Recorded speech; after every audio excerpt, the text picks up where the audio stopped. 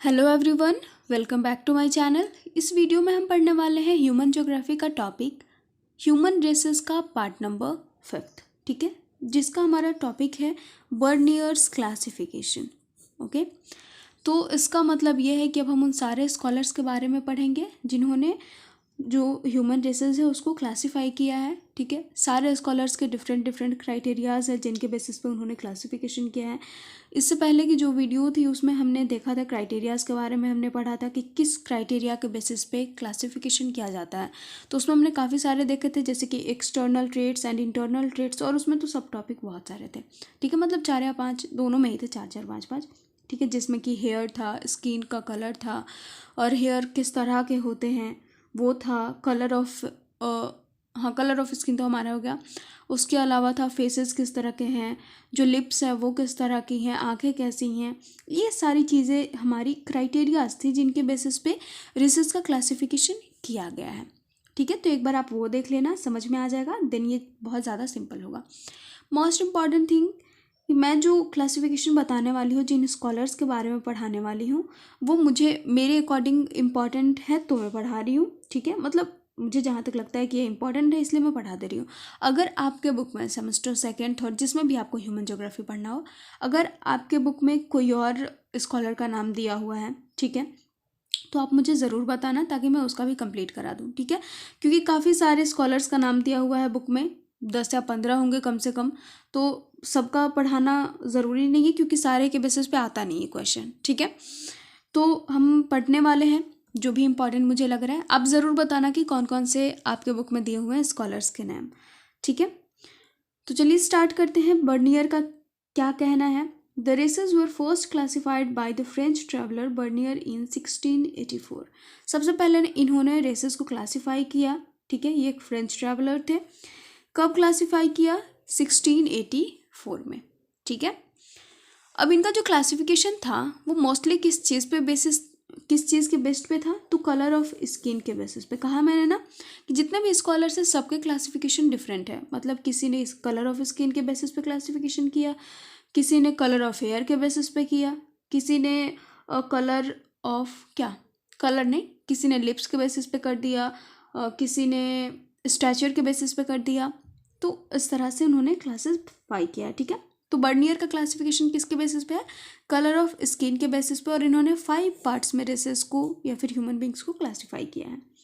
पहले में आते हैं Europe, most part of Asia के लोग। ठीक है, considering Egypt, India with Europe, he believed that although the people living here are in black and brown skin color, yet they are of same race because their color is different due to change in climate. इन्होंने बताया है, ठीक है, कि जो Egypt, India और Europe तीनों को एक साथ में इन्होंने कंसिडर करा है, और यहाँ के जो लोग हैं, मोस्ट पार्ट ऑफ एशिया में इंक्लूड किया गया है इंडिया को। ठीक है, तो यहाँ के जो लोग हैं वो मोस्टली ब्राउन और ब्लैक स्किन कलर के हैं।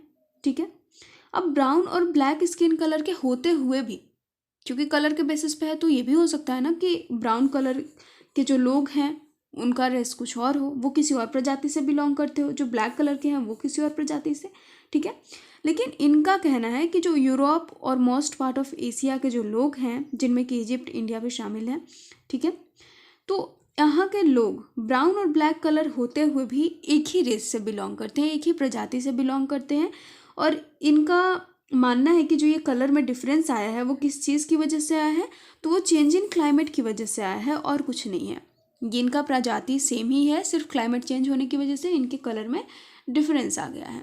ओके, जैसे कि हमने पढ़ा था सबसे स्टार्टिंग में कि कुछ लोग चले गए जहाँ पे ठंड ज़्यादा थी उधर चले गए, कुछ लोग जहाँ पे गर्मी थी उधर क्यों मूव करे, तो जो ठंड में गए वो गोरे हो गए, जो जहाँ पे गर्मी ज़्यादा थी उधर की तरफ मूव किए तो वहाँ पे वो काले हो गए। तो रेसेस दोनों के सेम थे, कुछ ऐसा पढ़ा था ना हमने पहले। ठीक है, तो इनका भी वही कहना है कि कलर भले ही डिफरेंट है लेकिन ये सेम रेसेस से बिलोंग करते हैं, और इनके कलर में जो चेंजिंग आया है वो due to change in climate आया है। उसके बाद पीपल ऑफ अफ्रीका। ठीक है, ब्लैक और brown in colour, not due to change in climate but due to race. यहाँ के लोग भी ब्राउन और ब्लैक कलर के हैं अफ्रीका के, लेकिन याद रखना है इन्होंने जगह का नाम बता दिया है, प्लेसेस का नाम बताया है, इन्होंने प्रजातियों का नाम नहीं बताया है। ठीक है। तो अब इनका कहना है कि पीपल ऑफ अफ्रीका, अफ्रीका के जो लोग हैं जो आपको ब्लैक कलर के मोस्टली मिलेंगे और ब्राउन कलर के, वो क्लाइमेट चेंज की वजह से नहीं है, वो अलग अलग रेस से ही बिलोंग करते हैं। ठीक है, उनका जो कलर है अलग, वो अलग अलग रेस को डिनोट करता है। और यहाँ पे थिक लिप्स, फ्लैट नोज, ओली हेयर, इस चीज़ को भी बताया गया है, क्योंकि मोस्टली अफ्रीका के जो लोग हैं उनमें ये डिफरेंसेस भी पाया जाता है। ठीक है, तो इसलिए वो अलग रेस से बिलोंग करते हैं। Next one is part of Asia which has not come under earlier classification. Most part of Asia हमने पढ़ा ना, जिसमें कि इंडिया भी इंक्लूडेड था। अब यहाँ पे उस पार्ट ऑफ एशिया की बात हो रही है जो कि पहले क्लासिफिकेशन में नहीं आया, मतलब जहाँ के लोग ब्लैक और ब्राउन कलर के नहीं थे। ठीक है, तो अब जो पार्ट ऑफ एशिया, मतलब एशिया का वैसा पार्ट जहाँ पे ब्लैक और ब्राउन कलर के पीपल नहीं, बल्कि फेयर कॉम्प्लेक्शन के आपको पीपल मिलेंगे, गोरे रंग के पीपल मिलेंगे, उनके बाल छोटे होंगे, फ्लैट फेसेस होंगे, चपटे फेस होंगे, तो ये भी अलग प्रजाति से बिलोंग करते हैं। ठीक है, उसके बाद है lab people, short in stature and have thick legs. Soldiers, short neck and very long face. जो लैब पीपल होते हैं वो शॉर्ट स्टैचर के होते हैं। ठीक है, थिक लेग्स होते हैं इनके, शॉर्ट सोल्जर्स होते हैं, शॉर्ट नेक होते हैं, वेरी लॉन्ग फेस होते हैं। ठीक है, तो अब इन्होंने इसको भी बताया है। यहाँ पे किसी कलर की बात नहीं हो रही, आई थिंक बुक में भी शायद नहीं लिखा हुआ था। ठीक है, the inhabitants of America and South Africa who are not of negro category. America और साउथ अफ्रीका, क्योंकि अफ्रीका का बात हो चुका है पहले, तो साउथ अफ्रीका के वैसे लोग और अमेरिका के वैसे लोग जो नेग्रो कैटेगरी से नहीं बिलोंग करते हैं, वो आएंगे इस 5th नंबर में। ठीक है, मतलब कि सबको, सब में कुछ ना कुछ चेंजेस देखने को मिलेंगे, और जो इस कैटेगरी से बिलोंग कर रहे हैं वो इससे नहीं करेंगे। बस इस तरह का है इनका क्लासिफिकेशन। ठीक है, उसके बाद अब हमारे आते हैं हैकल्स का क्लासिफिकेशन। हैकल्स का क्लासिफिकेशन क्या कहता है, तो इन्होंने किस चीज़ के बेसिस पे किया है, हेयर के बेसिस पे कर दिया है 1879 में 4 कैटेगरीज में, जिनके ओली हेयर होते हैं, फिर ships like hair, straight hair, curly hair. इनके अकॉर्डिंग 4 प्रजाति के लोग होते हैं। एक तो ऐसी प्रजाति जिनके ओली हेयर हो गए, एक ऐसी प्रजाति जिसके भेड़ के जिस तरह के बाल होते हैं उस तरह के बाल उनके सर में हो गए, एक ऐसे प्रजाति जिसके बाल स्ट्रेट हो गए, सीधे बाल हो गए, और एक ऐसी प्रजाति जिसके बाल कर्ली हो गए, इनके अकॉर्डिंग। ठीक है, किसके अकॉर्डिंग, हैकल्स के अकॉर्डिंग। उसके बाद है टॉपिनॉट्स। अब टॉपिनॉट्स का क्लासिफिकेशन क्या कहता है, इन्होंने 1878 में क्लासिफिकेशन दिया था on the basis of shape, colour and size of hair. ठीक है, ये भी हेयर के बेसिस पे है। अब इनके अकॉर्डिंग 3 मेन रेसेस हैं। 3 मेन रेसेस में कौन कौन सा है, एक तो ऐसा जिनके स्ट्रेट हेयर होते हैं जिसको हम लियोट्री बोलते हैं या फिर लीसोट्रिकी बोलते हैं। ठीक है, जिसमें कि एस्किमोस, अमेरिकन्स और मंगोल शामिल हैं।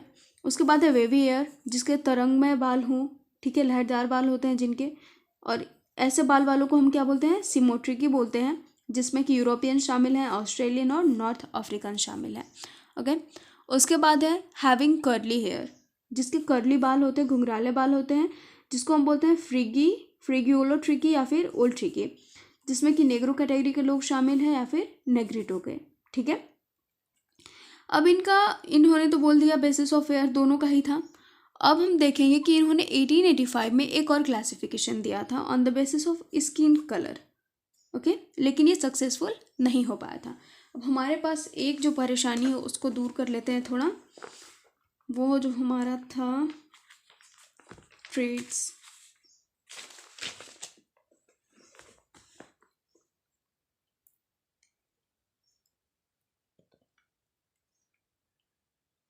देखो भाई, सिंपल है, जो कलर ऑफ पढ़ रहे थे ना, जो हमें क्लियर करना था वो ये वाला था, क्योंकि on the basis of colour था ना, ये जो बर्नियर का क्लासिफिकेशन था वो कलर के बेसिस पे था।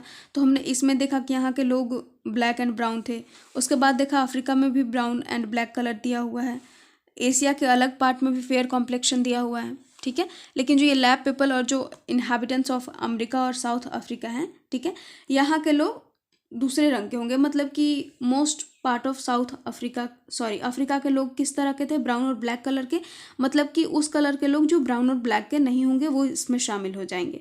ठीक है, अब इसका तो दिया हुआ नहीं है तो ये तो मुझे भी नहीं पता। ठीक है, नेक्स्ट वीडियो में मैं कोशिश करूँगी, इसको ढूंढ के देखूंगी, अगर इसका कलर होगा तो मैं वो बता दूंगी, ठीक है।